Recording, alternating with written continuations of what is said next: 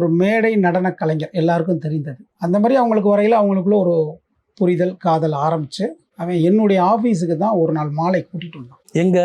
மதுரையில் வேலை பார்த்துக்கிட்டு இருந்த அந்த பேப்பர் நிறுவனத்துக்கு தான் வந்தான். சக நண்பர்கள் இன்னும் அந்த நண்பர்கள்லாம் இருக்காங்க, சொக்கலிங்கம் மாதவன் அப்படின்லாம் இருக்காங்க. இவங்க எல்லாருக்கும் இருக்கையில் தான் அவன் இந்த மாதிரியா பிரியாவை நான் லவ் பண்ணுறேன், திருமணம் பண்ணிக்கலாம்னு நினைக்கிறேன்னு.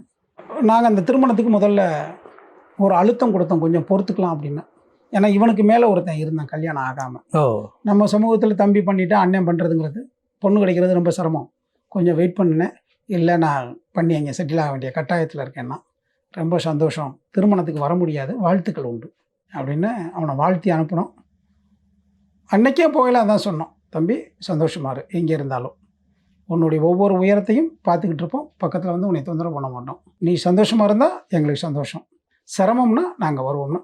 அவனுடைய ஒவ்வொரு காலகட்டத்திலையும் வளர்ச்சியிலையும் நம்மளுடைய பார்வையிலையும் பங்களிப்புலையும் அவன் தொடர்ந்து ட்ராவல் பண்ணான். குடும்பமும் சந்தோஷமாக வளர்ந்துக்கிட்டு இருந்தது.